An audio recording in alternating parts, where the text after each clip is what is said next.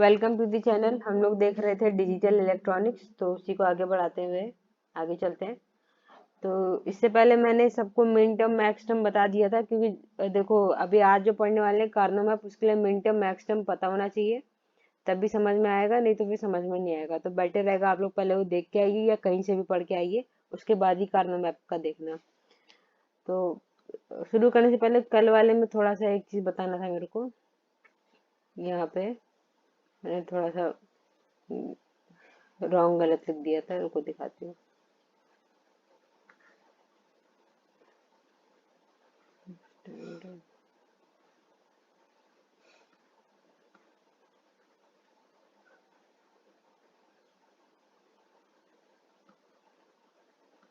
एक तो यहाँ पे ये पीओएस होगा, ठीक है, कि प्रोडक्ट ऑफ सम की बात कर रहे हैं हम लोग।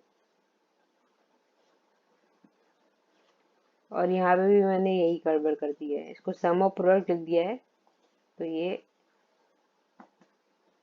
प्रोडक्ट ऑफ सम है। ठीक है, एक चीज को सही कर लेना, बाकी डेफिनेशन तो सही है। और यहाँ वाले इस वाले क्वेश्चन में मैंने यहाँ पे प्लस लिखा है, पर लेकिन मल्टीप्लाई करके सॉल्व किया है, तो फिर इसको भी मल्टीप्लाई कर लीजिएगा। ठीक है, बाकी प्लस से भी कोई एक नया क्वेश्चन बन जाएगा, तो उसको अपने आप चाहे सॉल्व करने के लिए कर सकते हैं। तो फिर आगे चलते हैं।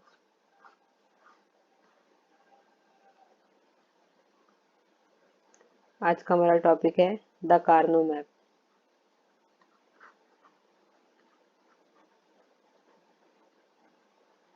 और ये बहुत इंपॉर्टेंट टॉपिक है, क्योंकि इससे एक क्वेश्चन तो पक्का पक्का बनता है।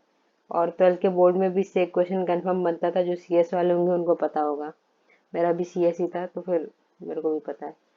चलो फिर द कार्नो मैप देख लेते हैं। अभी तक हम लोग जो भी कोशिश कर रहे थे, चाहे हम लोग एसओपी देख रहे थे या फिर हम लोग पीओएस देख रहे थे, और बुलियन से हम लोग जो भी सॉल्विंग कर रहे थे, सबसे हम लोग एक ही चीज सॉल्व करने की कोशिश की, एक्सप्रेशन कितना छोटा हो जाए।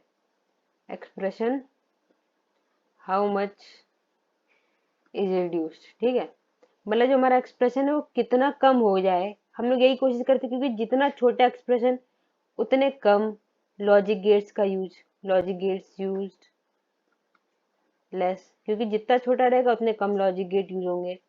और हर हर चीज में हमने देखा है कि सॉल्व करने के लिए, देखो बुलियन में जब सॉल्व करते थे तो हमको बहुत सारे थ्योरम्स लगाने पड़ते थे। कभी ए प्लस ए बार लगाना पड़ जा रहा था, ए डॉट ए, या फिर कहीं पे कुछ अपने आप सब्स्टिट्यूट करना पड़ रहा था, फिर हटाना पड़ रहा था। इस तरीके से जीरो है तो अपने आप उसी जगह पे ए डॉट ए बार कर देना पड़ रहा था, या कभी वन बनाना होता था ए प्लस ए बार कर देते थे। यही सब काम कर रहे थे, या एसओपी एंड पीएस भी सॉल्व कर रहे थे, फिर उसको मिनिमल फॉर्मेट में लेके जा रहे थे, है कि नहीं। इतना कुछ तामझाम कर रहे थे, पर लेकिन अब इससे भी एक बेस्ट मेथड आता है, उसको कहते हैं कार्नो मैप वाला मेथड। कार्नो मैप पढ़ा किसी एक साइंटिस्ट है, कार्नो, उनसे पढ़ा है कार्नो, और कोई बात नहीं है। इसको कार्नो मैप भी कहते हैं या फिर के मैप भी बोलते हैं। तो कार्नो मैप के लिए पहले मैं लिख देती हूँ कि the Karnaugh map provides a systematic method for simplifying a boolean expression। ठीक है, ये भी एक तरीके का मेथड ही है। जिस तरीके से इतने सारे मेथड हमने पढ़े कैसे रिड्यूस कर रहे हैं, तो ये भी एक मेथड ही है रिड्यूस करने का। And if properly used will provide, या विल प्रोड्यूस कर दो, विल प्रोड्यूस द सिंपलेस्ट, यहाँ सिंपलेस्ट का मतलब है मिनिमल फॉर्म। ठीक है, मिनिमल फॉर्म याद है कि नहीं, जो इसे पहले पढ़े थे, एकदम रिड्यूस कर देते हैं ना, जब भी एसओपी एंड पीएस को रिड्यूस कर देते तो उसका मिनिमल फॉर्म हो जाता है। या तो क्या कहते हैं, सिंपलेस्ट ब्रैकेट में मिनिमल फॉर्म। तो सिंपलेस्ट फॉर्म ऑफ किसका, सम ऑफ प्रोडक्ट, प्रोडक्ट ऑफ सम भी हो सकता है, ऐसा नहीं है, ब्रैकेट में करके product of sum expressions possible. ठीक है, एक चीज तो ये है इसके बारे में पॉइंट। दूसरा पॉइंट क्या है कि Karnaugh map is a diagram which provides area representation every row of the truth table. एक पॉइंट अगर और जोड़ देना, क्योंकि ये एरिया में बनता है ना, तो एक पॉइंट और ऐड कर सकते हैं। A Karnaugh map is a diagram which provides area represent which provides area representation कर देना of every row of truth table। ठीक है, अभी समझ में आ जाएगा क्या है एरिया डायग्राम जैसे क्वेश्चन देखेंगे। ठीक, तो ये इसकी डेफिनेशन थी थोड़ी बहुत कि एक सिस्टमेटिक ऑर्डर में सिंप्लीफाई किसी भी बुलियन एक्सप्रेशन को करना हो तो उसके लिए कार्नो मैप का यूज होता है। तो एज यूजुअल जैसे मेरी हैबिट है, पहले हम लोग लिखेंगे कुछ रूल्स, सबके रूल्स लिखने, फिर उसके बाद उसको समझेंगे कि कैसे करना होता है। तो इधर लिख देते हैं ग्रुपिंग सेल्स फॉर सिंप्लीफिकेशन। ठीक है, इसको अभी पहले रूल्स लिखेंगे तब क्वेश्चन देखेंगे तो पूरा समझ में आ जाएगा। और ये भी समझ में आएगा कि कार्नो मैप में ना, पता है एक कंफ्यूजन होती है, जब आगे देखेंगे बहुत लोगों को लगता है कि 0 0 आया, फिर 0 1 आना चाहिए, फिर उसके बाद 1 0 आना चाहिए, फिर 1 1 आना चाहिए, जैसे एक ऑर्डर के हिसाब से इस तरीके से चलना चाहिए। पर हम देखते हैं कि यहाँ पे 1 1 आता है एंड यहाँ पे 1 0 आता है, तो ऐसा क्यों होता है वो समझ में आएगा जब ये रूल्स में लिखूंगी तब।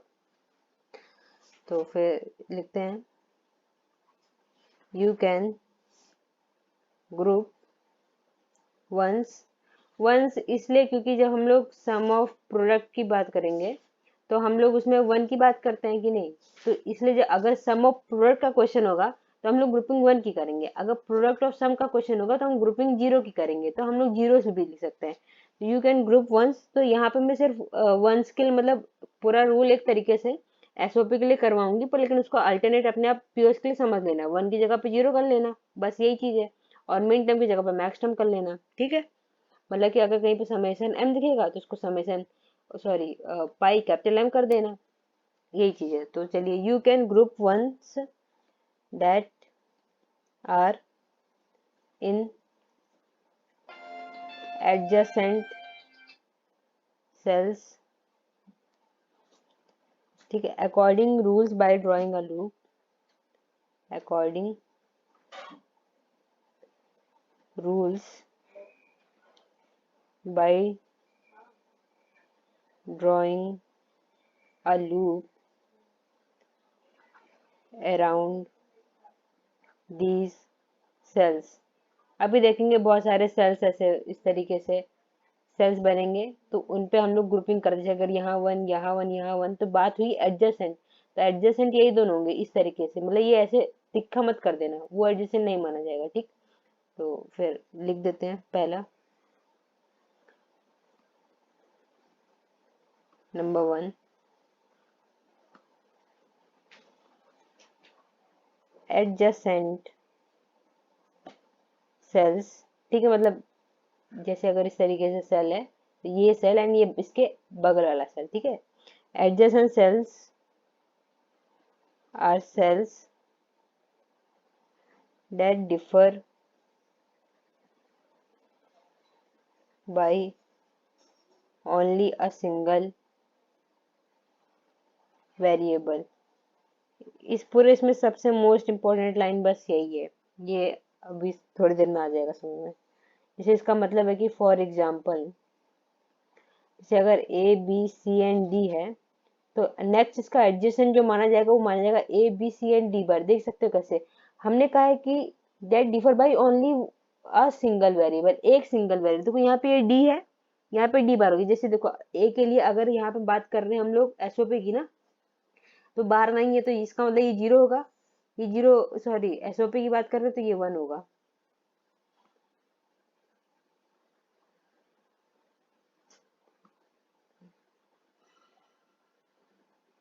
जैसे ये 1 होगा, ये 1 होगा, ये 1 होगा, ये भी 1 होगा।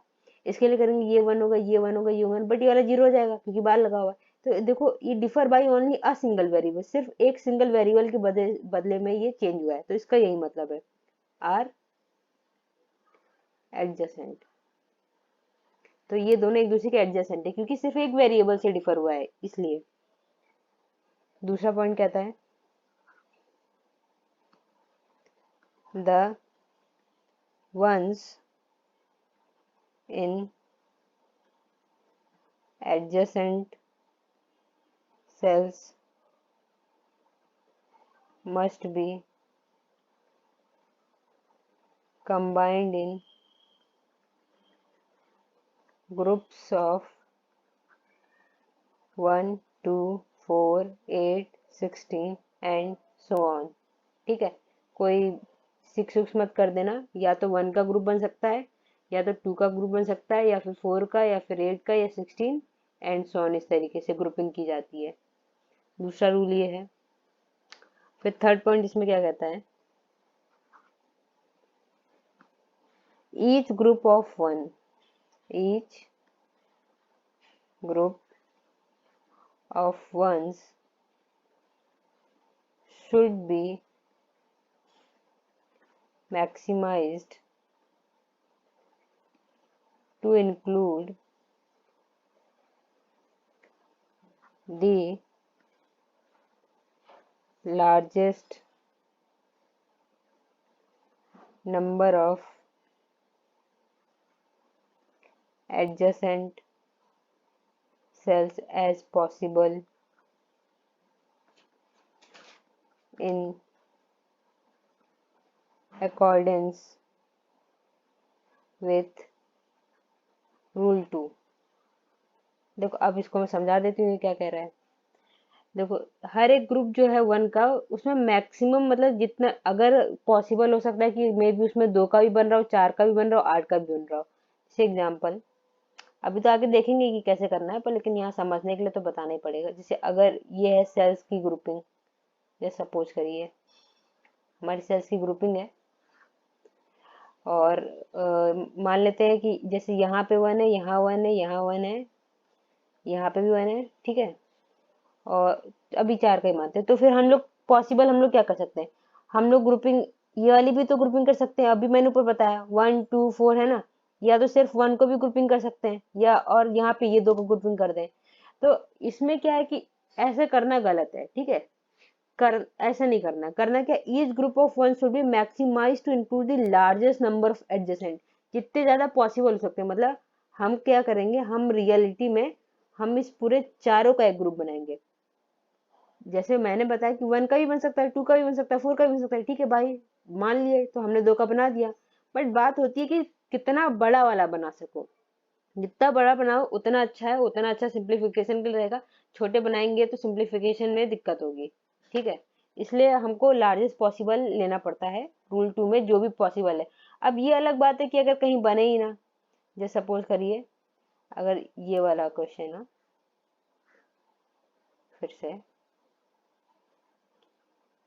अगर यहाँ पे एक 1 हो, यहाँ 1 हो, फिर यहाँ 1 हो, फिर यहाँ 1 हो, अगर इस तरीके से, तो अब इसके लिए तो यही पॉसिबल है, ये 2 को ही बनाना पड़ेगा, यहाँ पे भी 2 को बनाना पड़ेगा, क्योंकि अब इस तरीके से तिक्का तो बना नहीं सकते। अभी मैंने बताया एडजेसेंट ऐसे ऐसे करना है, और इसको बेचारे को अकेले ही लेना पड़ेगा, इसमें कोई कुछ नहीं कर सकते हैं, जैसे ये मतलब है।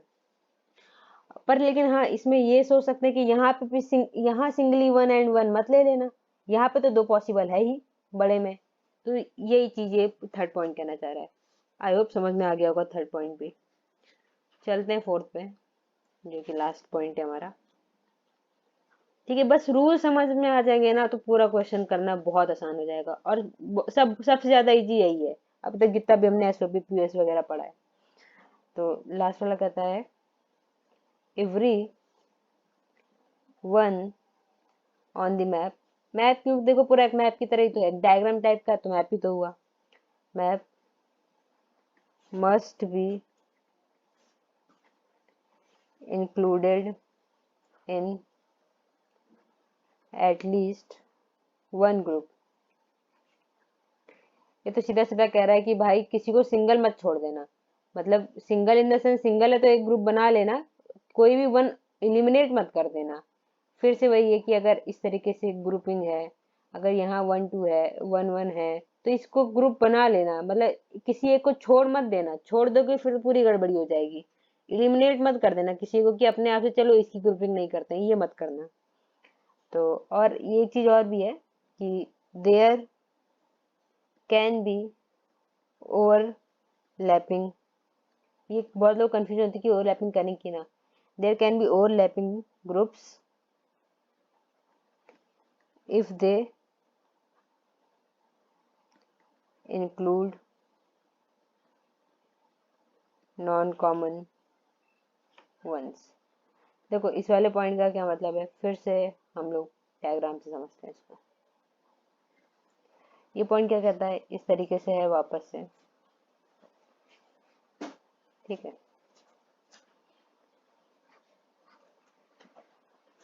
देयर कैन बी ओवरलैपिंग, मतलब जैसे इधर वन है, इधर वन है, इधर वन है, इधर वन है, ठीक है। तो हम लोग ग्रुपिंग किस तरीके से करते हैं, पहली बात तो हम एक ग्रुपिंग ऐसी करेंगे, एक ग्रुपिंग ऐसी करेंगे, ठीक है। ये समझ में आया। अब इसमें 1 and 1 सेपरेट नहीं है, तो फिर ये ग्रुपिंग मत कर देना। मतलब मान लो कि इधर वन ये ग्रुपिंग में और कर दूं, ये वाली ग्रुपिंग कर दूं, 3 ग्रुपिंग करके, पर ऐसी ग्रुपिंग मत करना, ये गलत हो जाएगा क्योंकि वो वन ऑलरेडी इंक्लूडेड है। बट वहीं पे अब जो थर्ड पॉइंट वाला बात है वो ये है कि इस तरीके से है,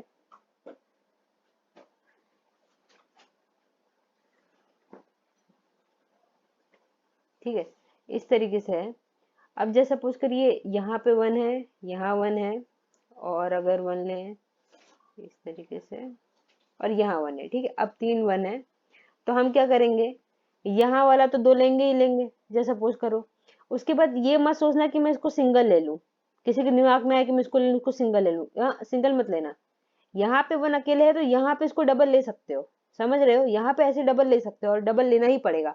बट यहाँ पे इसको मत लेना, ले भी लोगे गलत नहीं होगा। तो इनको इम्प्लीमेंट्स कहते हैं, जैसे इनको इम्प्लीकेंट्स कहते हैं, ठीक है। इम्प्लीकेंट 1 2 3, अभी मैं थोड़ा आगे लिखवा दूंगी इम्प्लीकेंट क्या होते हैं। तो जो ग्रुपिंग होती है असल में उसको इम्प्लीमेंट कहते हैं। तो सॉल्व करने पे जो इससे इससे इससे इन तीनों से आंसर आएगा, वही सेम आंसर इन दोनों से करोगे तब भी आंसर आएगा। बस कहने का ये मतलब है कि अगर एक वन अगर अगर सेपरेट अलग से सेपरेट है तब उसको इंक्लूड करो किसी में, ठीक है। तो देयर कैन बी ओवरलैपिंग, देखो ये ओवरलैपिंग हुई, इस वाले 1 की ओवरलैपिंग हुई कि नहीं हुई, इधर से भी हुई, इधर से भी हुई। बट यहाँ क्यों नहीं किया, यहाँ वो ऑलरेडी ही इसमें था 1, इसमें भी 1 था, बट यहाँ पे तो ये वाला 1 सिंगल रह गया था ना, इसलिए इसको ओवरलैपिंग करनी पड़ी, ठीक है। ये समझ में आ गया होगा। चलो फिर अब आगे बढ़ते हैं,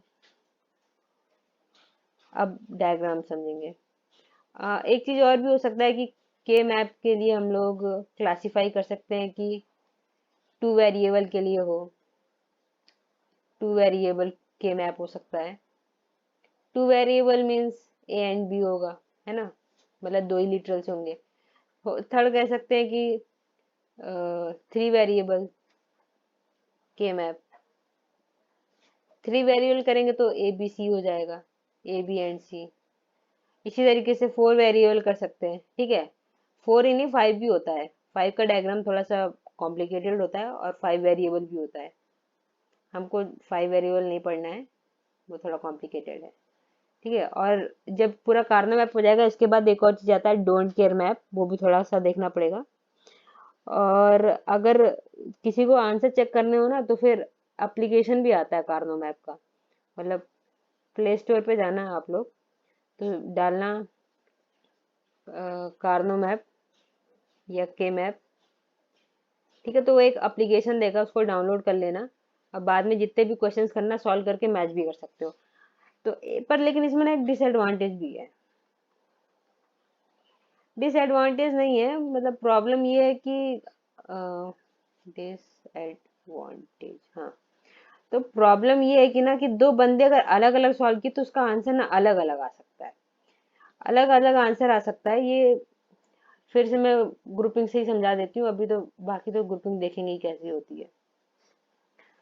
जैसे अगर ये मैप है मेरा, ठीक है,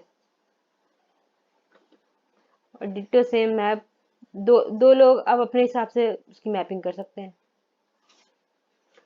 1 1 1, ठीक है, 1 वही सेम, 1 1 1 1। देखो, अब एक बंदा क्या कर सकता है, कह सकता है कि मैं इसको मैप करूंगा, फिर मैं इसको मैप करूंगा, और फिर मैं इसको मैप करूंगा। समझ में आ रहा होगा? 3 मैपिंग फिर से दिखा देती हूँ मैं। ये था, तो ये पर्सन ए है, ये पर्सन बी है, दोनों को सेम मैप दिया गया है। इस बंदे ने कहा कि मैं पहले इसको ओवरलैप कर देता हूँ, ठीक है, 2 की बन सकती है। फिर उसने कहा कि मैं इसको ओवरलैप कर देता हूँ, नो प्रॉब्लम, कर सकते हैं। और इसने कहा कि मैं, क्योंकि यहाँ तो 1 बचा है तो ओवरलैप कर सकते हैं, इसने कहा कि मैं इसको ओवरलैप कर देता हूँ, ठीक। और इसने कहा कि मैं सिर्फ इसको ओवरलैप कर देता हूँ या इसको ओवरलैप कर देता हूँ। इतना समझ में आ रहा होगा, है ना? तो आंसर तो दोनों से सही निकलेगा, ऐसा तो नहीं। वैसे अभी तो मैंने ऊपर बताया है, ये वाला तो पूरे में कॉमन ही हो गया, इसको तो हटा दोगे तब भी आंसर सेम ही आ जाएगा। तो क्या है कि ना, कभी कभी ना रहते सिंप्लीफाइड ही रहते हैं, सिंप्लीफाइड दोनों के रहते हैं, बट आंसर अलग हो जाते हैं। जैसे इसका A and B plus C bar आ गया, तो इसका क्या पता A B plus D bar आ रहा हो, क्या पता। आगे एक क्वेश्चन में दिखाऊंगी इसका अलग वाला, तो खुद ब खुद ही समझ जाओगे कि मेरा कहने का क्या मतलब था। पर यही चीज, इसका एक यही प्रॉब्लम है कि दो लोगों ने अगर अलग अलग आंसर निकाले तो मे बी आंसर मैच ना करे, बस कारणों में यही एक प्रॉब्लम रहती है। अब चलो मैपिंग देख लेते हैं। तो अभी बात हुई थी कि ग्रुपिंग ऑफ सेल्स, तो इसमें सेल्स होते हैं किस तरीके से। अभी पूरी बात जो भी करेंगे ना, हम लोग सम ऑफ प्रोडक्ट की ही बात करेंगे। सम ऑफ प्रोडक्ट में हम लोग 1 लेते हैं, सम ऑफ प्रोडक्ट आ गया तो product of sum just opposite है, कुछ करना नहीं होता उसमें, वो सिंपल है। तो अभी मैं जैसे 3 वेरिएबल ले रही हूँ, 3 वेरिएबल का एग्जांपल ले रही हूँ, समझाने के लिए पूरी ग्रुपिंग कैसे की जाती है सब कुछ। तो 3 वेरिएबल है, मतलब कि कुल M0 M0 M1 M2 up to M6 तक जाएंगे, कुल 7 होते हैं क्योंकि 7 तक जाएंगे, नॉट 6। याद करो, 3 वेरिएबल है, ए बी सी। तो M0 M1 M2 up to M7 गए थे कि नहीं गए थे, इसलिए कहा था पहले ही मिन टर्म का कंसेप्ट क्लियर होना चाहिए, तभी समझ में आएगा। तो इसको इस तरीके से करो, यहाँ पे पहला 1 2 3 4 खाने बनाएंगे, ठीक है। 3 variable means A B C है, तो यहाँ पे लिखेंगे ए, यहाँ लिखेंगे बी एंड सी।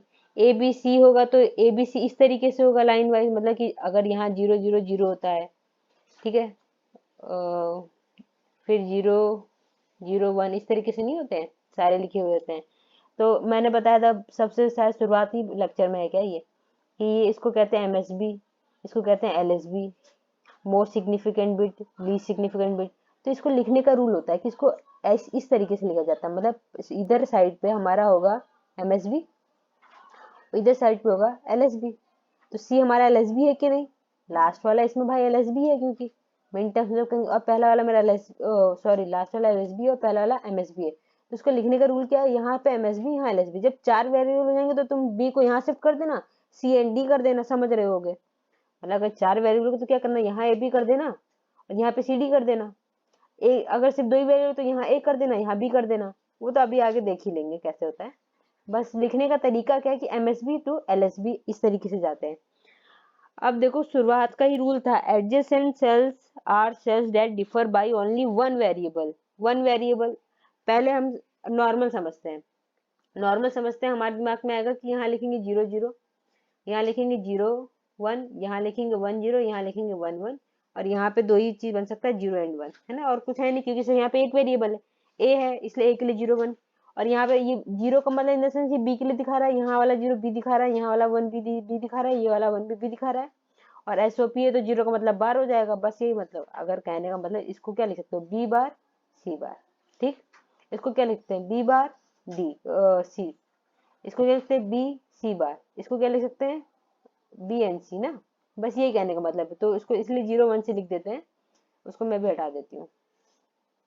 अब देखो मेरे कहने का क्या मतलब है, हमने पहला रूल था adjacent cells are cells that differ by only one single variable.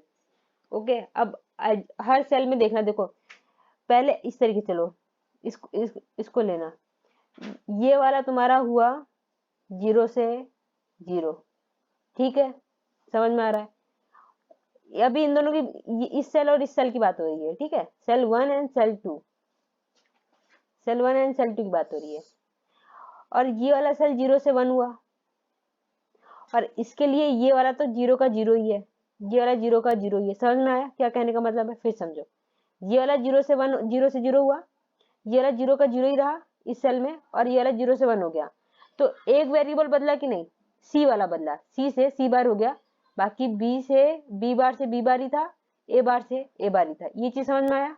पहली चीज, ये एडजेसेंट रूल यही तो था कि एक वेरिएबल होना चाहिए, और इसमें एक वेरिएबल हुआ, जो कि दिख रहा है मेरे को साफ साफ, एक वेरिएबल हुआ। अब चलो दूसरे वाले में, इसमें एंड इसमें चलते हैं। फिर से ए वाले को देखोगे तो 0 का 0 ही है, नो प्रॉब्लम है ना, इधर भी 0 इधर भी 0, ए वाले के लिए इन दोनों सेल में। और इसके लिए कहेंगे तो 0 से लेके 1 हुआ, ठीक है, एक बदला। अब 1 से लेके 0 हो गया, दो बदल गए, 1 बदला 2 बदल, कितने वेरिएबल बदले? 2 वेरिएबल्स चेंज। ये तो गड़बड़ हो गई। रूल क्या था? 1 variable should be change. Rule कहता था 1 वेरिएबल शुड बी चेंज, कि नहीं? यही चीज फंडा फंस गया, इसलिए यहाँ पे 1 0 नहीं ले सकते, इसलिए पहले ऊपर ही रूल लिखवा दिया था मैंने। तो इसका मतलब ये तो अब पॉसिबल है नहीं, तो अब पॉसिबल क्या हो सकता है? अब जरा तुम सपोज करो, तुम इसको 1 एंड 1 ले लो, इसको तुम 1 एंड 1 ले लो, ठीक है, इसको 1 एंड 1 ले लो। जैसे ही 1 एंड 1 लिया, ये वाला तो ए तो कांस्टेंट है, 0 का 0, ये 0 से 1 हुआ, मतलब बी तुम्हारा चेंज हुआ, पर सी 1 का 1 रहा। अब तो सेम हो गए, अब तो सिर्फ 1 वेरिएबल चेंज हो रहा है, मतलब कि ये चीज लिखना सही है। अब नेक्स्ट वाला तुम लिखो 1 एंड 0। अब देखो 1 से 1 हो रहा है, ठीक है, नहीं चेंज हुआ, 1 से 0 हुआ, एक चेंज हो गया, और ये 0 का 0 है ही। समझ में आया पूरा कहानी, क्या कंसेप्ट था? सिर्फ 1 लीटर बदलना चाहिए था, ठीक है। कार्नो मैप में ये चीज मेरे ख्याल से शायद ही कोई बताता है, कि क्योंकि जब मैं 12th में थी तो फिर हमारे सीएस वाले सर ने तो हमको रटा दिया था कि बस ये 0 1 होता है। अब बाकी किसी और का तो पता नहीं, उनके सर ने अगर बताया होगा तो अच्छी बात है। तो ये कंसेप्ट था। तो इसका मतलब यहाँ पे 0 0 आना चाहिए, यहाँ पे 0 1 आना चाहिए, फिर 1 1 आना चाहिए, फिर 1 0 आना चाहिए। अब ये समझ में आया? अब क्या करोगे, देखो भाई, 0 0 0 0 0 0 का मतलब होता है एम नॉट, तो ये वाला तुम्हारा एम नॉट का वैल्यू है, ठीक है। नेक्स्ट 0 0 1, ये वाले सेल की क्या वैल्यू होगी? ए बी सी लिखते हैं ना, तो 0 0 1 वैल्यू होगी, इसकी वैल्यू 0 0 0 है, इस वाले सेल की वैल्यू 0 0 1 है। 0 0 1 के लिए क्या लिखते हैं? M1 लिखते हैं। समझ में आया? नेक्स्ट वाले के लिए क्या लिखेंगे? 0 1 1 लिखेंगे, 0 1 1। अब ध्यान रखना, ये M2 की वैल्यू नहीं है, ये M3 की वैल्यू है, M3 की वैल्यू है। और नेक्स्ट वाली ये तुम्हारी M2 की वैल्यू है, ठीक है, सारे कर लेना। 3 हो गया, ये तुम्हारा M4 है, ये M5 है, ये वाला M6 है, ये M7 है। अपने आप लिख के देख लेना सारे, ये समझ में आ गया होगा। इसीलिए होता है, नहीं तो बहुत लोग कहते हैं कि भाई यहाँ 0 है, यहाँ 1 है, तो यहाँ 2 क्यों नहीं होता, यहाँ 3 क्यों नहीं होता। यही तो कंसेप्ट है कि यहाँ 0 है, यहाँ 1 1 है, उसका मिन टर्म लिखोगे तो वो तो M3 ना बनेगा, इसलिए उसको M3 लिखते हैं। तो आई होप ये चीज समझ में आ जाएगा। अब एक चीज और, इसमें एक इंटरेस्टिंग थिंग और चीज है कि सिर्फ ऐसी एडजेसेंट नहीं है, ये ना ऐसे भी एडजेसेंट है। देखो कैसे, इस रो पे ऐसे चलो, ये अच्छे से समझाती हूँ, इसको मिटा दूं तब, ये पॉइंट, इसको देखो, ये तो 1 का 1 ही रह रहा है, 1 का 1 इन द सेंस बी तुम्हारा 1 का 1 ही रह रहा है, ठीक है, और सी तुम्हारा 0 का 0 ही रह रहा है। ये समझ में आ रहा है कि नहीं? पर ए तुम्हारा 0 से 1 हुआ कि नहीं भाई? ये दो सेल की बात हो रही है, ए तो तुम्हारा 0 से 1 हो गया, एक चीज बदल गया ना, मतलब 1 वेरिएबल बदला ना, और कंडीशन तो यही होती है 1 वेरिएबल। तो इसको कहते हैं मैप रोलिंग, मतलब ये पूरी तरीके से मैप रोलिंग होता है। मैप मैप से याद आता है, चलो वो कार्टून आता था एक, कौन सा, डोरा वाला, मैप मैप मैप करते हैं, तो ये मैप रोलिंग हो रहा है, देखो यहाँ से ऐसे। और यही चीज सेम, सिर्फ इतना ही नहीं, ये ऐसे भी रोलिंग होगा मैप, यही नहीं मैप, ये भी रोलिंग होगा मैप, इस तरीके से भी, साइड साइड से भी देख लेना। अब इसको खुद से चाहे ट्राई मार देना, ठीक है। तो कुल मिला के ये मैप पूरा रोल हो जाता है। इसका मतलब क्या है, इसका मतलब या फिर क्वेश्चन से देखेंगे तब ज्यादा बेटर रहेगा। मैप रोलिंग आई होप समझ में आ गया होगा, what is the map rolling, कैसे मैप रोल हो रहा है। यहाँ से भी क्योंकि बस एक वेरिएबल चेंज हो रहा है, हर जगह से सेटिस्फाई रहेगा, ठीक। और ग्रुपिंग का नियम क्या था, इस तरीके से हो सकते हैं, इस तरीके से, इस तरीके से, या 4 का ग्रुप 5 के ऊपर, कभी ऐसे तिखा मत कर देना, ठीक है, ये गलती से मत करना तिखा। अब चलो कि एक एग्जाम्पल, अब एक क्वेश्चन के हिसाब से करते हैं हम लोग। यहाँ साइड में लिख देते हैं, पहले पेयरिंग का क्या बताया था मैंने। पेयरिंग बताई थी 2 1s की हो सकती है, 4 1s की हो सकती है, 8 1s की हो सकती है, 16 1s की हो सकती है। अगला वाला ऑटोमेटिक 32 ही हो जाएगा, वरना समझ में क्या आ रहा है, 2 की पावर n टाइप का कुछ चल रहा है कि नहीं, इस तरीके की पेयरिंग हो सकती है, ठीक। ये पेयरिंग याद करके रखना, ये पेयरिंग्स का यूज होगा। तो क्वेश्चन है मेरा,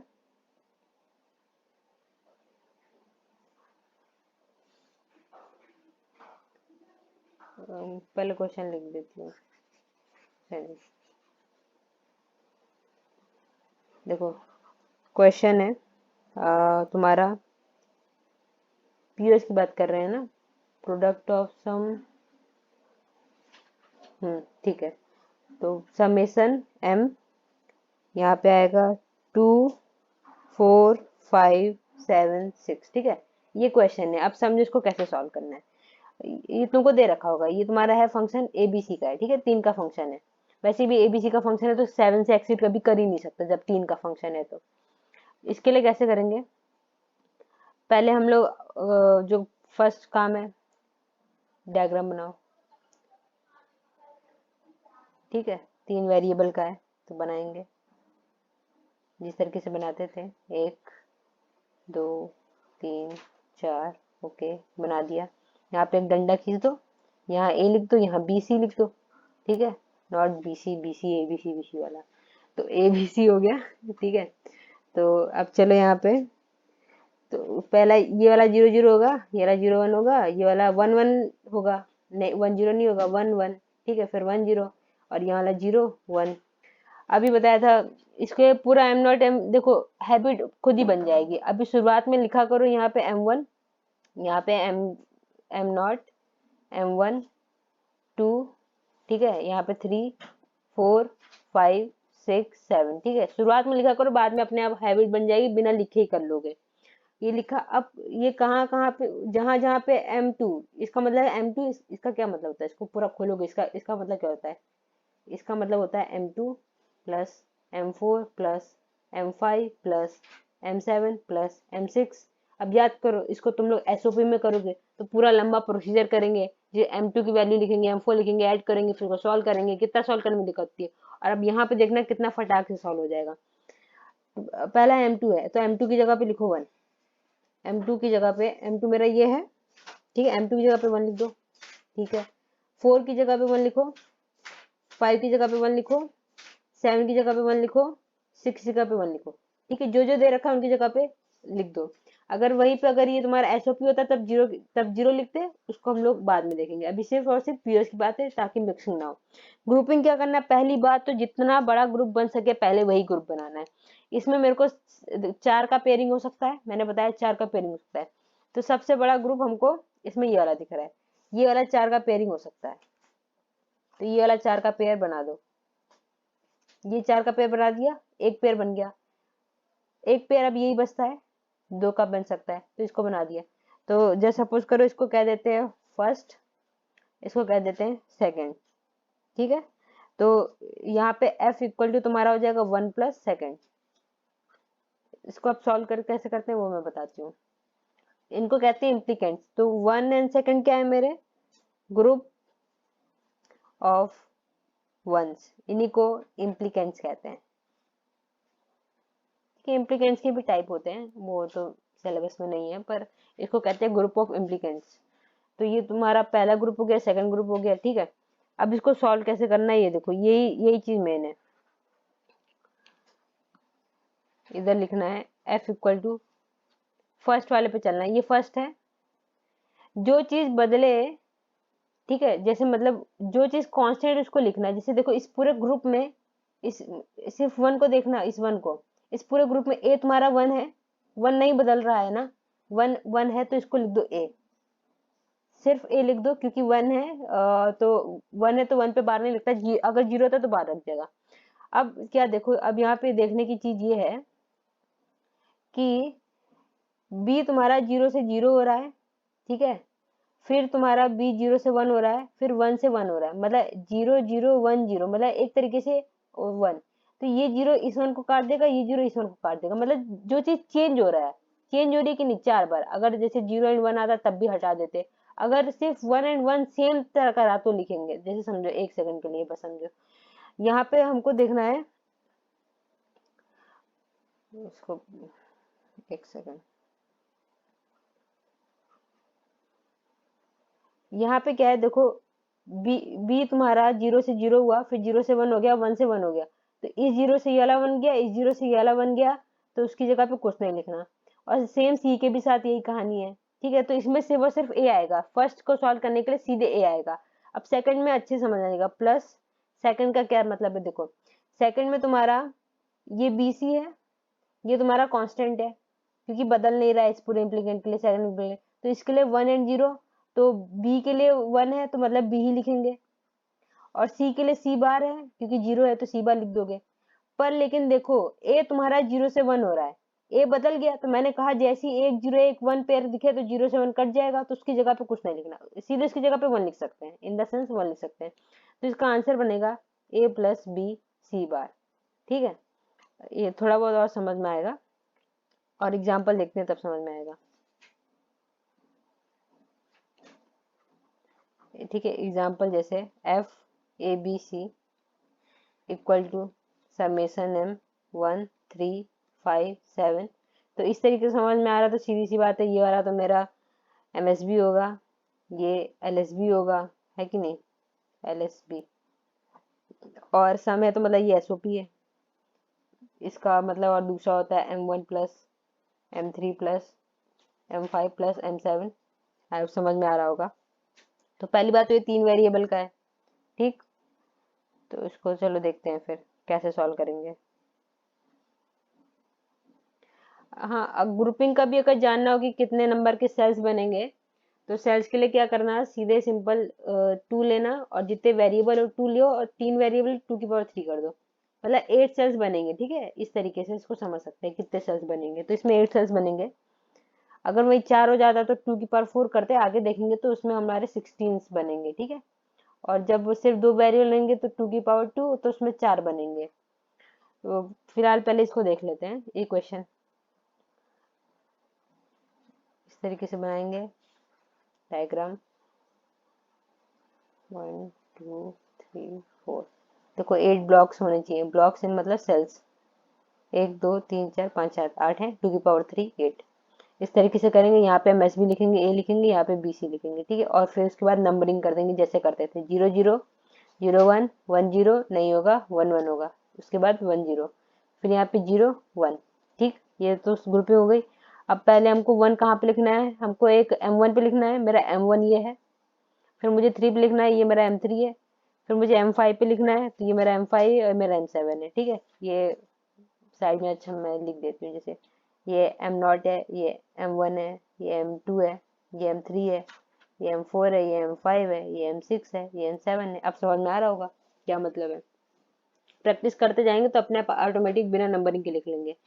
अब इसमें देखो सबसे बड़ा ग्रुप 4 ही का ग्रुप बन सकता है, ये वाला ग्रुप बना दो, इस ग्रुप को बना दो, बना दिया ग्रुप। इसको सॉल्व कैसे करेंगे, एफ इक्वल टू, सिर्फ एक ही इम्प्लीकेंट है तो एक ही इम्प्लीकेंट का सॉल्व करेंगे। पहले ए को सॉल्व कर देते हैं, देखो ए 0 से 1 हो रहा है, ए 0 से 1 हो रहा है, मतलब ए बदल रहा है, तो इसको नहीं लिखना, इसी जगह पे सीधे 1 लिख देना, 1 डॉट लिख देना। बी को देखो, बी अब इसमें इसमें देखो बी को देखो, क्योंकि बी तुम्हारा 0 से 1 हो रहा है, तो बी भी बदल गया, बी भी बदल गया, तो बी की जगह पे भी 1 लिख दो, डॉट, फिर डॉट। चलो, तुम्हारा सी है 1 से 1, सी नहीं बदला, सी नहीं बदला, तो सी की जगह पे सी को लिखो, क्योंकि 1 है इसलिए सी लिखे, अगर 0 होता तो सी बार लिख देते। तो एफ इक्वल टू सी इसका आंसर है। सोचो कितनी जल्दी सॉल्व हो गया, वहीं इसको इतना लंबा सॉल्व करते हैं हम लोग, बहुत जल्दी सॉल्व हो गया कि नहीं। अब एग्जाम्पल और देखते हैं आगे, ठीक है। क्वेश्चन एग्जाम में ये क्वेश्चन नहीं आएंगे इतने सिंपल सिंपल, उसमें थोड़े से कठिन आएंगे, बट ये तो समझाने के लिए, पूरे रूल समझाने के लिए इस तरीके के एग्जाम्पल्स लेने पड़ते हैं। अब तुम्हारा फंक्शन है ए बी सी, जो कि है समेशन m 0 1 2 4 7, ठीक है। अभी तो कितने छोटे छोटे लग रहे हैं, अभी देखना इतने लंबे लंबे होंगे क्वेश्चंस, जो कि इसमें इस बार तो नहीं हो पाएंगे, वो नेक्स्ट ही लेक्चर में होंगे। देखो इसके लिए फिर से टेबल बनाते हैं, 3 वेरिएबल का है, 1 2 3 4 5, ठीक है। यहाँ पे लिखो a, यहाँ लिखो बी सी, ठीक है। फिर इसके बाद इधर लिखेंगे 0 0 0 1 1 1 1 0 0 1। चलो 0 पे है तुम्हारा 1 पहला, ये 0 है, 1 2 3, ये रहा 4 और 5 6, ये रहा 7, ठीक है। इस तरीके से आप इम्प्लीकेंट्स बनाएंगे तो एक चीज तो तुम्हारा ये बन सकता है, पहला इम्प्लीकेंट ये बना, कलर चेंज करते हैं, ये बना एक इम्प्लीकेंट, ठीक है। दूसरा इम्प्लीकेंट ये बना। अब देखो ये बेचारा अकेले रह गया, ये किसी के साथ बना तो सकता नहीं है, इसके साथ तो बना नहीं सकता है। और अभी मैप रोलिंग, अभी आगे उसका तो एग्जांपल देखेंगे। मैप रोलिंग का एग्जांपल होता है जैसे ये वाला मैप रोलिंग में, इन द सेंस इसको तुम इसके साथ बना सकते थे, ये है मैप रोलिंग, ठीक है। तो इसका मतलब ये सिंगल था ना, जैसे इसको तो तुम सिंगल अकेला एक लोगे, इसको एक मत लेना, क्योंकि इसके लिए पेयरिंग के लिए एक बंदा मौजूद है, इसके पेयर के लिए एक चीज मौजूद है, इसलिए इसको इस तरीके से लेंगे। इसके लिए पर्टिकुलर कलर ले लेते हैं, ग्रीन कर देते हैं। ये यहां से एक ये बनेगा इसके साथ, यही तुम्हारा मैप रोलिंग है। मतलब मैप पूरे तरीके से रोल करता है, एकदम घुमा हुआ रोल है, मतलब मैप है घुमा हुआ। तो ये जैसे इसको सिंगल किया क्योंकि इसके पास कोई चारा था नहीं, इसके आजू बाजू कुछ नहीं था। अगर मैं भी ऊपर होता तो ऐसे बन जाता, साइड में होता तो बन जाता, बट लेकिन इसके पास है ऑप्शन, ये यहाँ से, मतलब ये मैप ऐसे एक तरीके से अटैच टाइप का, ये इससे ऐसे बन सकता है, ठीक है, इसलिए इसको लिया। अब इम्प्लीकेंट्स के नाम कर देते हैं, इसको दे देते हैं फर्स्ट इम्प्लीकेंट, इसको दे देते हैं सेकंड इम्प्लीकेंट, इसको दे देते हैं थर्ड इम्प्लीकेंट, इसको दे देते हैं फोर्थ इम्प्लीकेंट, ठीक है। तो मेरा एफ क्या बनेगा, एफ मतलब आउटपुट वो बनेगा first implicant plus second implicant plus third implicant plus fourth implicant. पहले वाले को सॉल्व करो, पहला वाला ये बन रहा है 1 1, इस तरीके से बनाया हुआ है, यहाँ पे 0 है, यहाँ पे 1 है, यहाँ 0 0 है। तो मतलब बी एंड सी तो कांस्टेंट है इस पूरी लाइन के लिए, इस पूरे सेल के लिए या पूरे कॉम्बिनेशन के लिए, बी सी तो कांस्टेंट ही है, ठीक है। तो और 0 0 है, तो इसका मतलब कि ये तुम्हारा बी बार एंड सी बार रहेगा।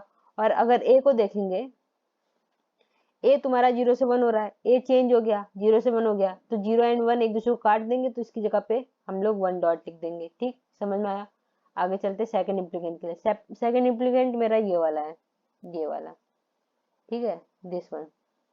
तो इसके लिए देखेंगे ए वेरी नहीं कर रहा, इस पूरे के लिए, ये पूरी इस तरीके से एडजेसेंट है ना, इस पूरे के लिए ए वेरी नहीं कर रहा, तो ए के लिए ए लिखो, और 0 है तो ए बार लिखोगे। अब देखो बी 0 से 1, बी 0 से 0 हो रहा है, बी भी चेंज नहीं हो रहा है, तो बी के लिए बी बार लिखोगे, ओके फाइन, बी बार लिख दिया क्योंकि 0 है। अब तुम्हारा सी पर 0 से 1 हो रहा है, सी इज चेंजिंग फ्रॉम 0 टू 1, इसलिए इसकी जगह पे डॉट 1 लिख देंगे, जो मैंने कहा जो बदलेगा उसकी जगह पे डॉट 1 लिख देना। सेकंड इम्प्लीकेंट भी सॉल्व हो गया। थर्ड इम्प्लीकेंट सॉल्व करते हैं। ये इस बेचारा तो अकेला ही है, इसके लिए तो ना बी सी बदल रहा है ना ही ए बदल रहा है, और सब 1 1 है, तो इसके लिए ए बी सी लिख दो, समझ में आया, ठीक है। फिर प्लस फोर्थ वाले के लिए देखो, फोर्थ वाले में मेरा ए तो कांस्टेंट है ही, 0 है, क्योंकि ये और ये है, तो इसके लिए ए तो सेम ही है ना, तो ए नहीं बदल रहा है पर 0 है, तो इसलिए इसको ए बार लिखेंगे, एक चीज। और दूसरी बात बी एंड सी देखो, मतलब ये रो है, ये रो है, समझना है, ये रो है, ये रो रही है, ठीक है, ये रो है, रो रही नहीं, रो है, ठीक है। तो ये 0 से 1 हो रहा है, क्या 0 से 1 हो रहा है, बी तुम्हारे 0 से 1 हो रहा है, तो इसकी जगह पे 1 लिख दोगे, ठीक है। आगे चलते हैं। तो तुम्हारा पर लेकिन सी तुम्हारा 0 से 0 ही है, सी जो है ये सी, ये 0 से 0 ही है, तो सी नहीं बदल रहा है ना, तो सी को लिखेंगे तो सी को लिखेंगे, बट लेकिन तुम्हारा बी बदला तो बी को नहीं लिखेंगे, तो बी की जगह पे तो 1 लिखा था मैंने, और सी की जगह पे सी लिख देंगे, और पर 0 है तो बार लगेगा। समझ में आया?